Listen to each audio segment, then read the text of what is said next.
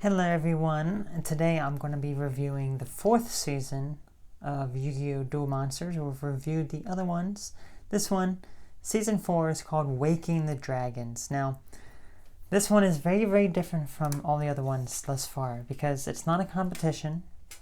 It is not, some sort of like duelist, tournament or anything like that. It's a very serious matter, and when it first starts, it's very, very dramatic and very serious, and it's actually a really good season, I would say. But yeah, it's basically a lot of ancient, not just Egyptian. It's not really about the Egyptians. It's about the ancient people of Atlantis and someone trying to revive that whole thing. So it's really interesting. So it basically begins that Yugi's 3 Egyptian god cards that he now has after the Battle City tournament concluded. He got all 3 Egyptian god cards, the one from Kaiba, the one from Merrick, has them all. They're stolen. They're stolen, and they're kind of you see them put onto this stone tablet and kind of sacrificed to this gigantic dragon type thing. And then a lot of the duel monsters end up coming to life. And Kaiba gets all the blame for it. It's it's his holograms malfunctioning. And it's no, it's not me. It's not me at all. It's not my holograms. It's not my company doing this. These are actual real monsters that are coming out. So the cards were stolen by a group called the Soul Collectors, and they were run by a guy named Dartz, and he was the king in Atlantis in ancient times, and he was using the god cards to sacrifice to this great beast known as the Leviathan in order to destroy the entire world, to rebuild it, because he felt as though a lot of people in the world were evil, and he wanted to get rid of all that evil, which means that the whole world has to be destroyed and rebuilt. Okay, so when this first starts to happen, 3 chosen people were chosen to have these 3 special dragon cards that were known to help defeat the Leviathan. And these 3 people were Yugi, Kaiba, and Joey. So they each got a special dragon card that could help, defeat the dragon. Now, during the middle of all this, when Kaiba's taking the blame for all this sort of stuff, even though it's not him, Pegasus actually says that he knows the one who was responsible for this. It's not Kaiba, but he knows the one who's responsible. But before they could go actually visit Pegasus and find out who it actually is, My Valentine actually gets to Pegasus first and essentially steals his soul, because Mai gets indoctrinated into this cult of the soul stealers with a special thing, and this is something that you see throughout the entire season, and that is the Seal of Orichalcos, which is this, almost like a pentagram type of thing that kind of gives the user and all their monsters power, and it essentially allows the duel, whoever loses the duel, to have their soul stolen and put onto this ancient wall to be sacrificed to the Leviathan. I mean, this is pretty dark stuff already that we're kind of getting into, stealing your soul and everything. So yeah, all this sort of crazy stuff happens. Dartz has his own gang of people, which ends up kidnapping Professor Hawkins. And Professor Hawkins is someone who knows about the ancient city of Atlantis, and he's actually figuring out what's actually going on here. So he ends up getting kidnapped before some of those secrets end up being revealed. So it is Dartz does not want anyone to know what is actually happening here, obviously. Then Beavis and Butthead, Weevil and Rex in the show end up, they're main characters for a little bit. They are tagging along with the whole gang as they're trying to go after the Soul Stealer collection men and trying to defeat them. So they end up kind of tagging along, not for a good thing. They just want to tag along because they want the Egyptian god cards themselves, because they figured out that they had heard that the Egyptian god cards were stolen, so they want to have them back for themselves. But then at some point they end up joining the team Dartz, you know, the Soul Stealers with the Seal of Orichalcos with their initiation, and then they end up becoming Soul Stealers as well to try to capture everyone else's soul. So here is where it ends up getting pretty bad now. So with the main character Yugi, you know, it is Yugi the kid and then Yugi the Pharaoh. Okay, they're like two different people inside of one body. And basically, what happens? There's a duel that a Yugi is fighting, and the Pharaoh is actually, you know, doing the dueling, when his opponent, which is one of the Soul Stealers from Dartz, trades cards with him and gives Yugi the Seal of Orichalcos, and pretty much put him into he was not able to actually win the duel unless he played that card, which means that it'll bring out all of his dark side. As soon as you play that card, it brings out your dark side, and then the whole duel, you know, changes. So that's what Yugi ends up doing. Well, the Pharaoh rather. He ends up playing the Seal of Orichalcos, even though young Yugi was like, no, don't do that. And what happens is Yugi, the Pharaoh ends up losing the battle. You don't see him often lose the battle, but he ends up losing the battle.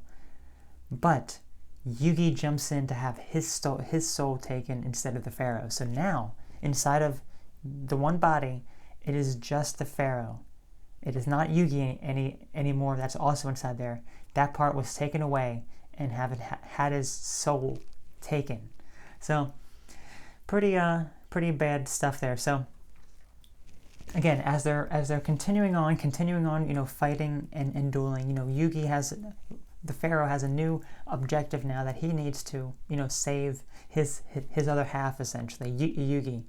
So they're, you know, battling all these other people, all of Dart's henchmen, the Soul Stealers and everything. There aren't too many. I think there's maybe 4, I believe, including Mai. So pretty much all of them, including Weevil and Rex, have their souls taken because they end up playing the Seal of Orichalcos and then they end up losing the duel. So a lot of them, that's what ends up happening. But then, towards the very end, you know, it is actually Mai and Joey who's dueling, and it was supposed to take Mai's soul, but then I forget exactly how it was, but Mai did not want Joey to have his souls taken away, but it ended up. I think that's what it was. My soul was meant to be taken away, but Joey kind of went in there instead and had his soul taken away, which means that Mai was no longer under that hypnotic spell of the Seal of Orichalcos, so she could think clearly now. She wasn't brainwashed. So because of that, you know, she wanted to go back and take revenge on Dartz, but what ended up happening is that she runs into another one of Dart's henchmen, and then they battle, and then she loses, and then she still has her soul taken anyway. So then, at the very end, when all of Dart's henchmen are just gone, they're all, you know, have their souls taken, it's just going to be Yugi up against, you know, Dartz.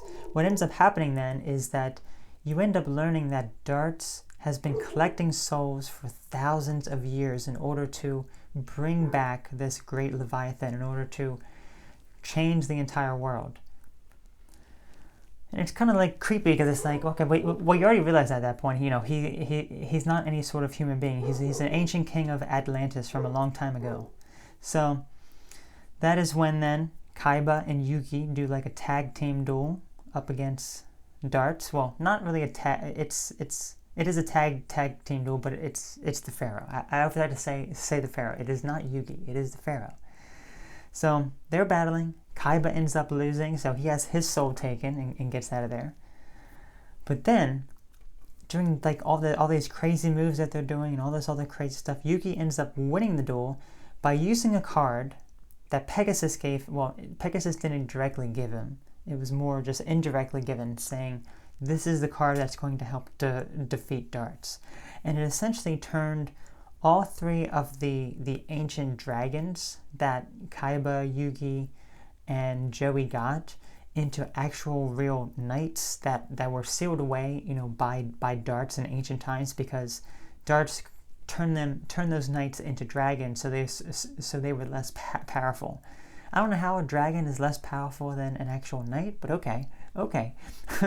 So they're these warriors that Yugi ends up using, and then that's how he ends up essentially winning the duel. But Dartz, of course, he has this goal in mind of how he wants to bring out this Leviathan. He can't accept defeat. So the moment he loses, that's when he decides, well, I can't have Yugi's soul, the Pharaoh's soul. The Pharaoh was the last soul he needed with enough power to bring back the great Leviathan. So he's like, I'm going to sacrifice my own soul. So he ends up getting absorbed into the Leviathan, and then the Leviathan comes out. Atlantis ends up coming back, and it ends up absorbing, all these people's souls, including, Kaiba and Joey, as well as a Yugi. All of their souls, the young Yugi, they're all inside the great Leviathan at this point. Then it's also the Pharaoh. It ends up absorbing, and practically everyone else here is absorbing like everything, about to destroy the world. But that's when the Pharaoh's like, he wants to awaken the lightness in people, because that is when there was clarity that the Leviathan that Dartz had brought about was fueled by the darkness within people's hearts. So that is when Yugi, the Pharaoh, awakens people's lightness by making them remember the past of all the good things and the bad things that happened, to help bring back their consciousness, essentially, their souls. And with all of that positive energy that he had, he was able to use that positive energy to bring about the 3 Egyptian god cards, which ended up destroying the Leviathan. So he had to do all that to defeat the great Leviathan, and here's where it ends up being crazy. So this whole time, Dartz is very convinced that he's on the right side.